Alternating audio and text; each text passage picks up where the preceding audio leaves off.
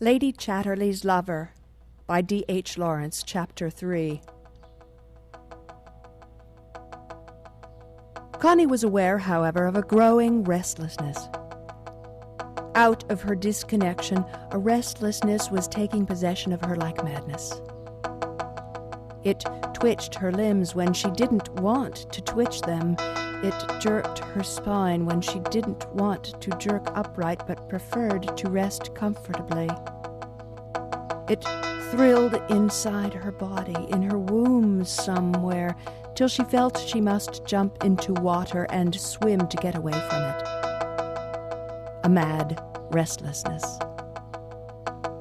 It made her heart beat violently for no reason, and she was getting thinner. It was just restlessness. She would rush off across the park, abandon Clifford, and lie prone in the bracken. To get away from the house, she must get away from the house and everybody. The wood was her one refuge, her sanctuary. But it was not really a refuge, a sanctuary, because she had no connection with it. It was only a place where she could get away from the rest. She never really touched the spirit of the wood itself, if it had any such nonsensical thing. Vaguely, she knew herself that she was going to pieces in some way. Vaguely, she knew she was out of connection. She had lost touch with the substantial and vital world. Only Clifford and his books, which did not exist, which had nothing in them. Void to void. Vaguely, she knew. But it was like beating her head against a stone. Her father warned her again. "Why don't you get yourself a beau, Connie? Do you all the good in the world." That winter, Michaelis came for a few days. He was a young Irishman who had already made a large fortune by his plays in America. He had been taken up quite enthusiastically for a time by smart society in London, for he wrote smart society plays. Then, gradually, smart society realized that it had been made ridiculous at the hands of a down-at-heel Dublin street rat, and revulsion came. Michaelis was the last word in what was caddish and boundarish. He was discovered to be anti-English, and to the class that made this discovery, this was worse than the dirtiest crime. He was cut dead, and his corpse thrown into the refuse can. Nevertheless, Michaelis had his apartment in Mayfair and walked down Bond Street, the image of a gentleman, for you cannot get even the best tailors to cut their low-down customers when the customers pay. Clifford was inviting the young man of 30 at an inauspicious moment in that young man's career. Yet Clifford did not hesitate. Michaelis had the ear of a few million people, probably, and being a hopeless outsider, he would no doubt be grateful to be asked down to Rugby at this juncture, when the rest of the smart world was cutting him. Being grateful, he would no doubt do Clifford good over there in America. Kudos. A man gets a lot of kudos, whatever that may be, by being talked about in the right way, especially over there. Clifford was a coming man, and it was remarkable what a sound publicity instinct he had. In the end, Michaelis did him most nobly in a play, and Clifford was a sort of popular hero, till the reaction when he found he had been made ridiculous. Connie wondered a little over Clifford's blind, imperious instinct to become known. Known, that is, to the vast, amorphous world he did not himself know, and of which he was uneasily afraid. Known as a writer, as a first-class modern writer. Connie was aware from successful, old, hearty, bluffing Sir Malcolm that artists did advertise themselves and exert themselves to put their goods over. But her father used channels ready-made, used by all the other RAs who sold their pictures. Whereas Clifford discovered new channels of publicity, all kinds. He had all kinds of people at Ragby without exactly lowering himself, but determined to build himself a monument of reputation quickly, he used any handy rubble in the making. Michaelis arrived duly in a very neat car with a chauffeur and a manservant. He was absolutely Bond Street.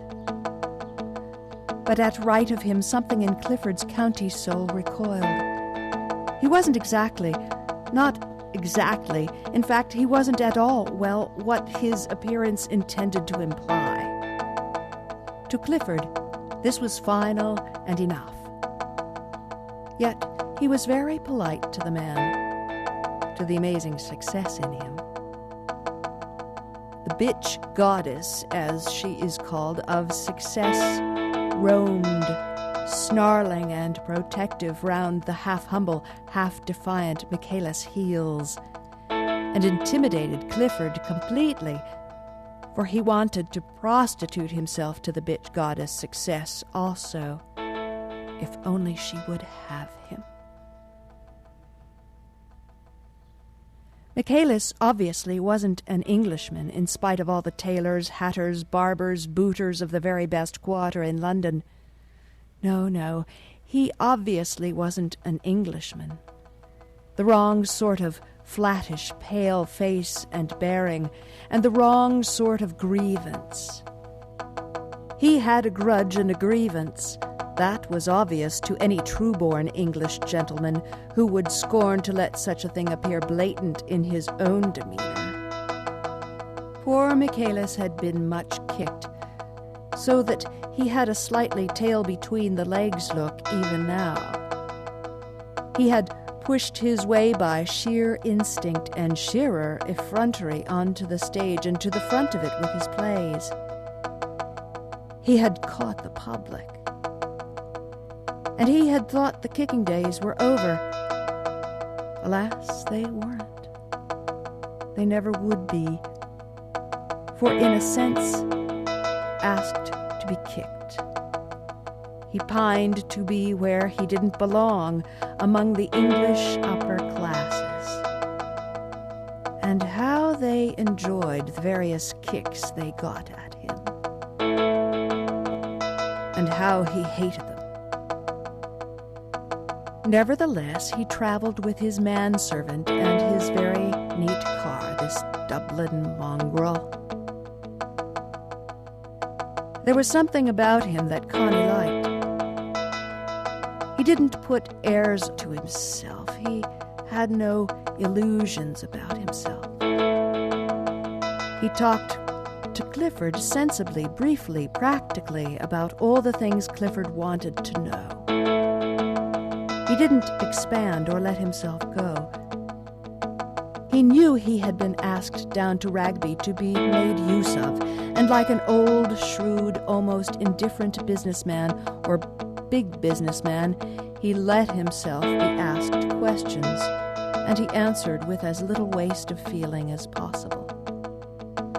Money, he said. Money is a sort of instinct. It's a sort of property of nature in a man to make money. It's nothing you do. It's no trick you play. It's a sort of permanent accident of your own nature. Once you start, you make money and you go on. Up to a point, I suppose. But you've got to begin, said Clifford. Oh, quite, you've got to get in. You can do nothing if you are kept outside. you've got to beat your way in. Once you've done that, you can't help it. But could you have made money except by plays? Asked Clifford. Oh, probably not. I may be a good writer, or I may be a bad one, but a writer and a writer of plays is what I am, and I've got to be. There's no question of that. And you think it's a writer of popular plays that you've got to be? Asked Connie. There, exactly, he said, turning to her in a sudden flash. There's nothing in it. There's nothing in popularity. There's nothing in the public, if it comes to that. There's nothing really in my plays to make them popular. It's not that. They just are like the weather, the sort that we'll have to be, for the time being. He turned his slow, rather full eyes that had been drowned in such fathomless disillusion on Connie, and she trembled a little. He seemed so old, endlessly old, built up of layers of disillusion, going down in him generation after generation like geological strata. And at the same time, he was forlorn like a child, an outcast in a certain sense, but with the desperate bravery of his rat-like existence. At least it's wonderful what you've done at your time of life, said Clifford contemplatively. I'm 30. Yes, I'm 30, said Michaelis, sharply and suddenly with a curious laugh. Hollow, triumphant, and bitter. And are you alone? Asked Connie. How do you mean? Do I live alone? I've got my servant. He's a Greek, so he says, and quite incompetent. But I keep him.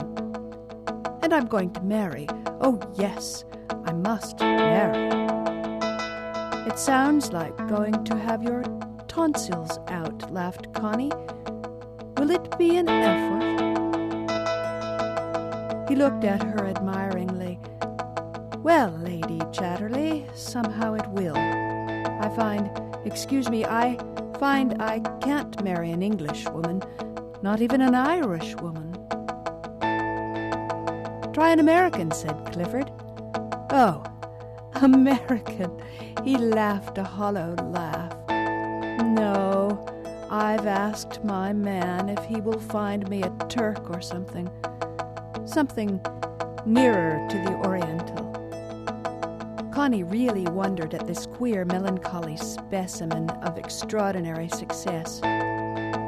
It was said he had an income of $50,000 from America alone. Sometimes he was handsome. Sometimes, as he looked sideways, downwards, and the light fell on him, he had the silent, enduring beauty of a carved ivory Negro mask. With his rather full eyes and the strong, queerly arched brows, the immobile, compressed mouth, that momentary but revealed immobility, an immobility, a timelessness which the Buddha aims at and which Negroes express sometimes without ever aiming at it. Something old and acquiescent in the race. Eons of acquiescence in race destiny instead of our individual resistance. And then a swimming through like rats in a dark river. Connie felt a sudden strange leap of sympathy for him, a leap mingled with compassion and tinged with repulsion, amounting almost to love. The outsider. The outsider. And they called him a bounder. How how much more boundarish and assertive Clifford looked. How much stupider. Michaelis knew at once he had made an impression on her. He turned his full, hazel, slightly prominent eyes on her in a look of pure detachment. He was estimating her and the extent of the impression he had made. With the English, nothing could save him from being the eternal outsider, not even love. Yet women sometimes fell for him. English women, too. He knew just where he was with Clifford. They were two alien dogs which would have liked to snarl at one another, but which smiled instead, perforce. But with the woman he was not quite so sure. Breakfast was served in the bedrooms. Clifford never appeared before lunch, and the dining room was a little dreary. After coffee, Michaelis, restless and ill-sitting soul, wondered what he should do. It was a fine November day, fine for Rugby. He looked over the melancholy park.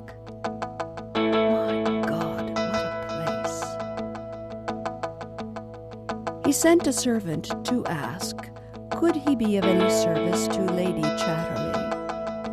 He thought of driving to Sheffield.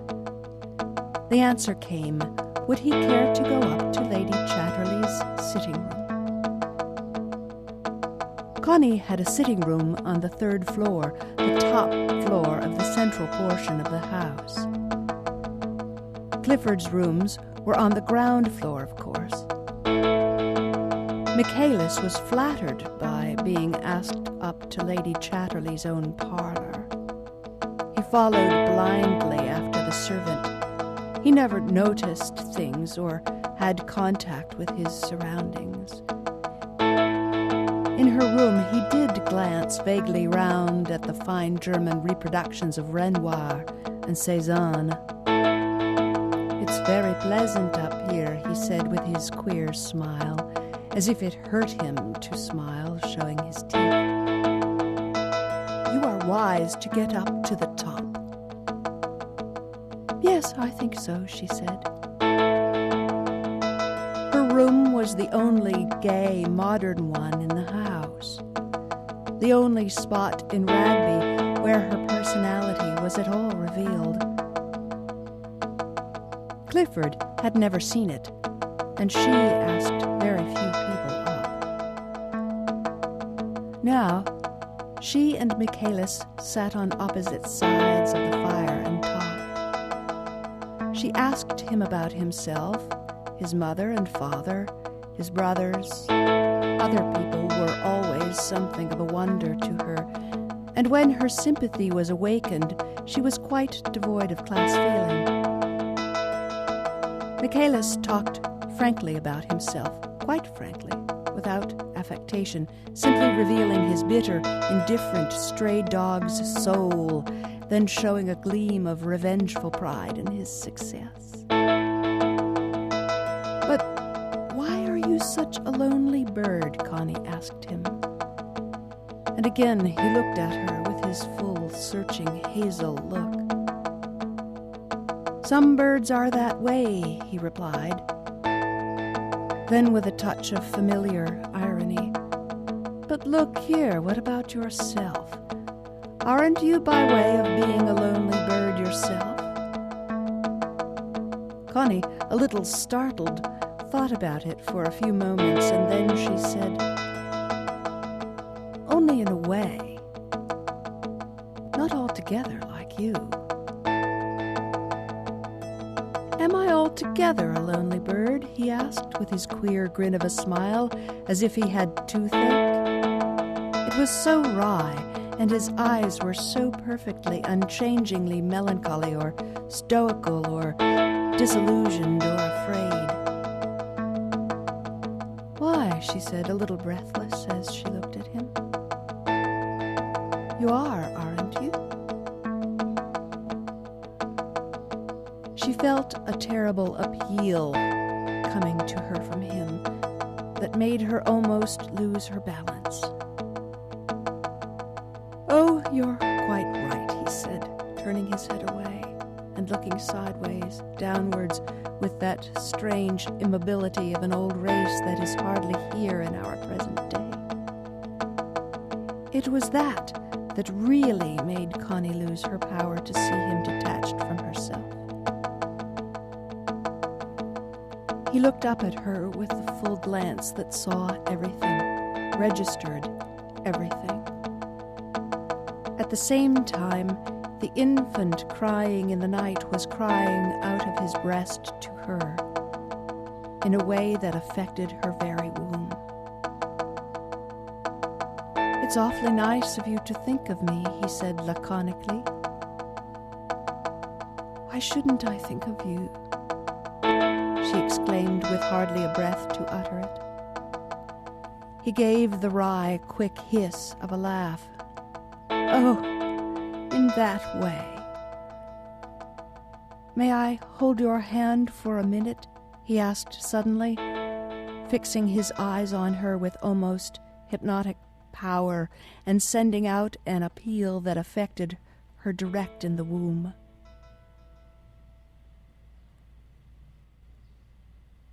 She stared at him, dazed and transfixed, and he went over and kneeled beside her and took her 2 feet close in his 2 hands and buried his face in her lap, remaining motionless.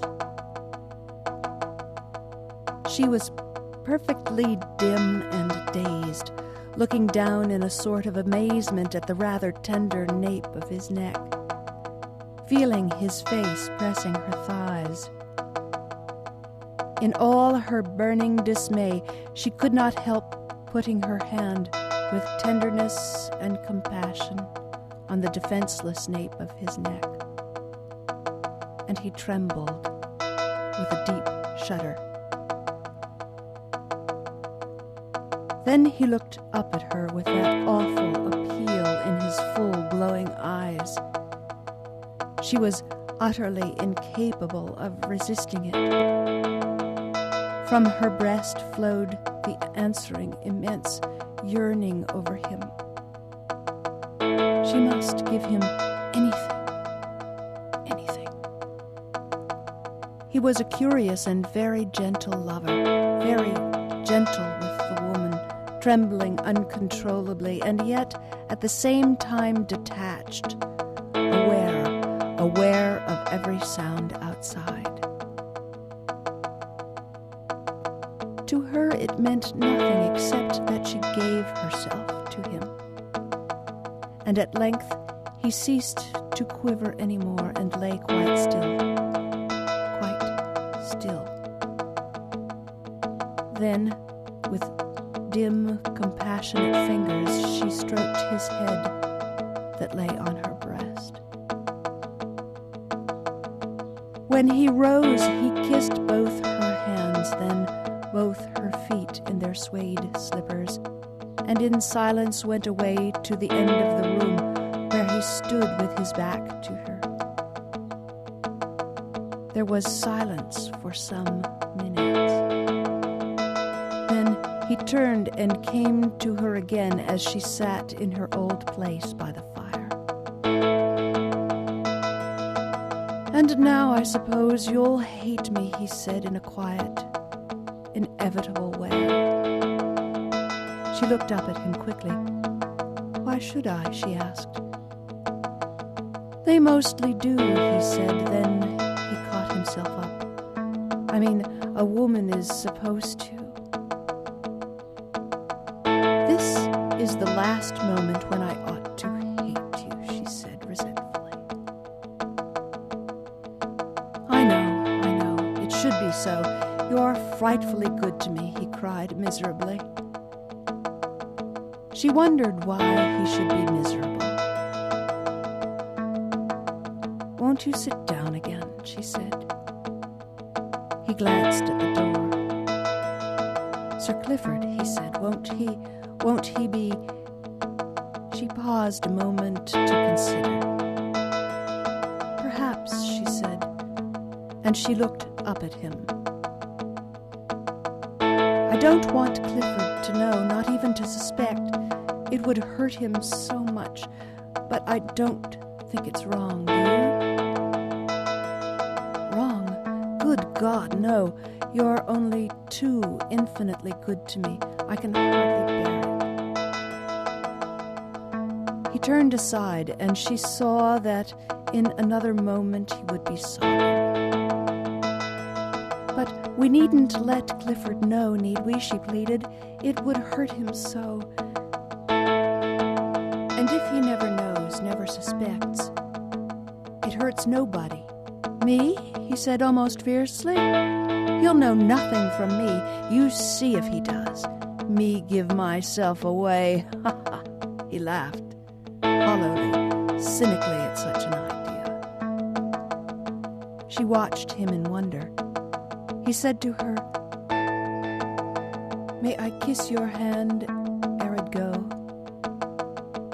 I'll run into Sheffield, I think, and lunch there, if I may, and be back to tea. May I do anything for you? May I be sure you don't hate me, and that you won't?" He ended with a desperate note of cynicism. "No, I don't hate you," she said. "I think you're nice."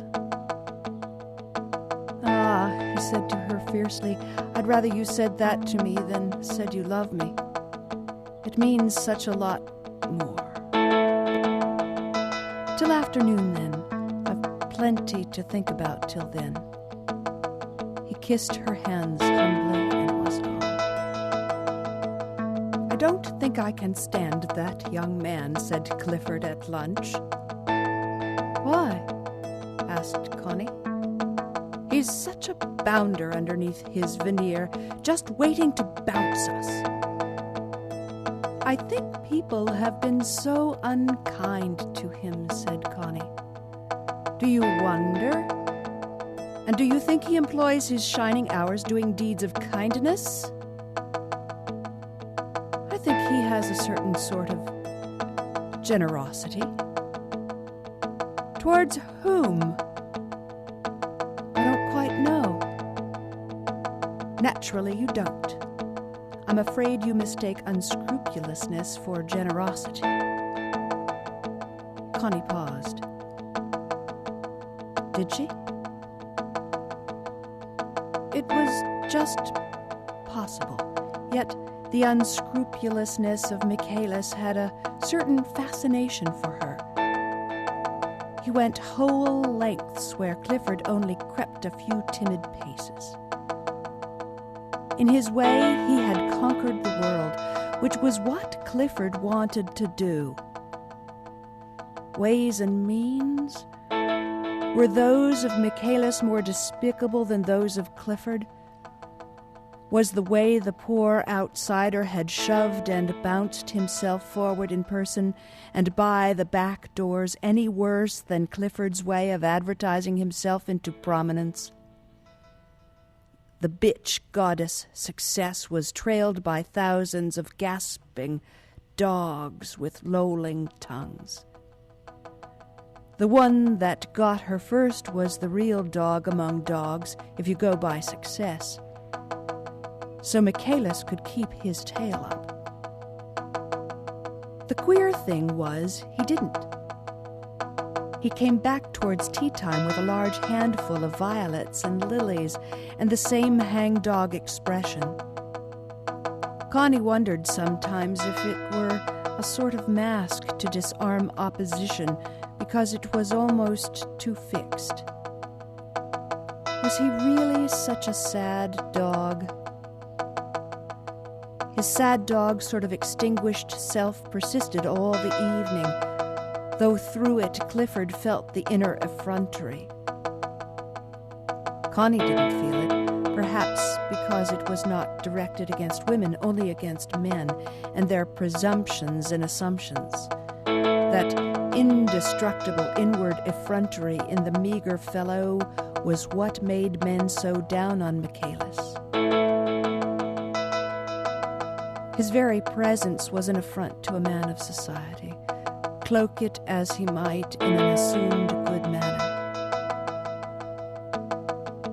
Connie was in love with him, but she managed to sit with her embroidery and let the men talk and not give herself away. As for Michaelis, he was perfect, exactly the same melancholic, attentive, aloof young fellow of the previous evening. Millions of degrees remote from his hosts, but laconically playing up to them to the required amount and never coming forth to them for a moment. Connie felt he must have forgotten the morning. He had not forgotten. But he knew where he was, in the same old place outside, where the born outsiders are. He didn't take the lovemaking altogether personally. He knew it would not change him from an ownerless dog whom everybody begrudges its golden collar into a comfortable society dog. The final fact being that at the very bottom of his soul he was an outsider and antisocial, and he accepted the fact inwardly, no matter how Bond Streety he was on the outside. His isolation was a necessity to him, just as the appearance of conformity and mixing in with the smart people was also a necessity. But occasional love, as a comfort, arid, soothing, was also a good thing, and he was not ungrateful. On the contrary, he was burningly, poignantly grateful for a piece of natural, spontaneous kindness. Almost to tears. Beneath his pale, immobile, disillusioned face, his child's soul was sobbing with gratitude to the woman and burning to come to her again, just as his outcast soul was knowing he would keep really clear of her. He found an opportunity to say to her as they were lighting the candles in the hall, "May I come?" "I'll come to you," she said. "Oh, good." He waited for her a long time, but she came.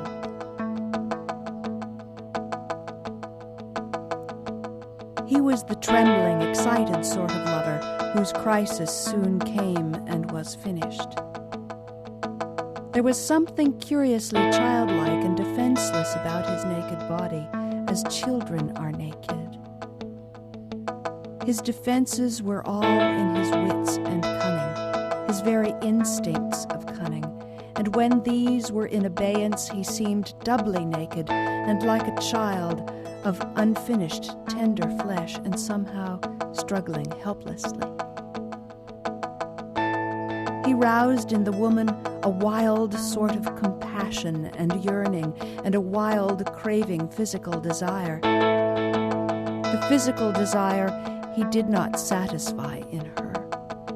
He was always come and finished so quickly, then shrinking down on her breast and recovering somewhat his effrontery while she lay dazed, disappointed, lost.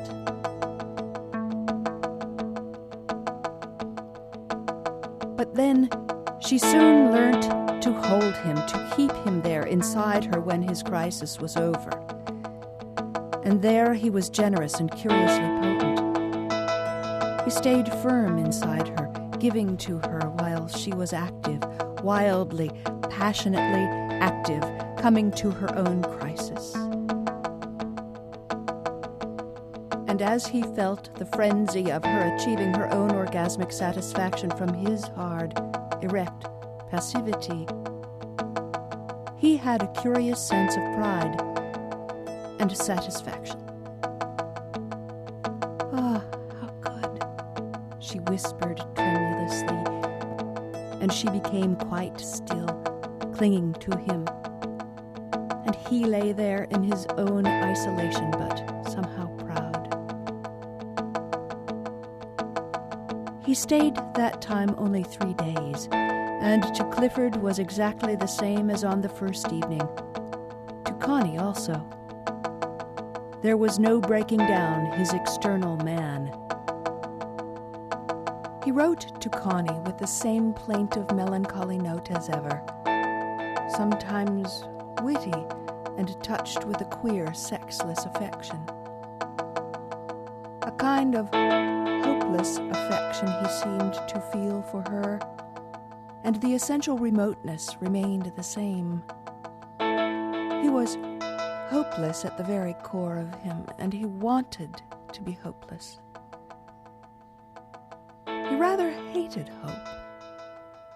Une immense expérience à traverser la terre, he read somewhere, and his comment was, and it's darned well drowned everything worth having.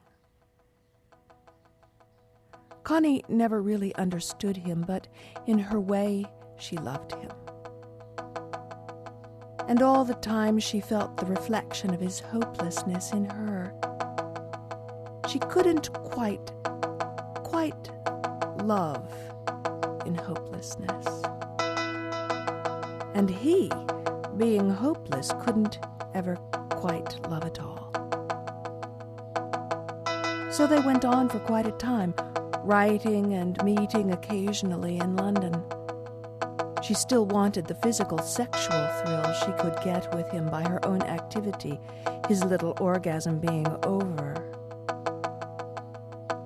And he still wanted to give it her, which was enough to keep them connected.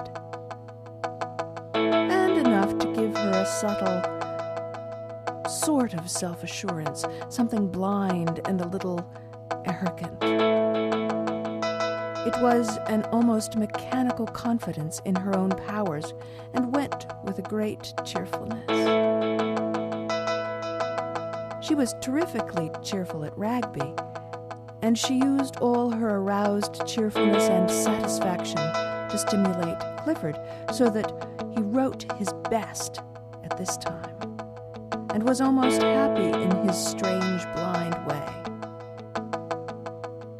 He really reaped the fruits of the sensual satisfaction she got out of Michaela's male passivity erect inside her. But of course he never knew it, and if he had, he wouldn't have said thank you.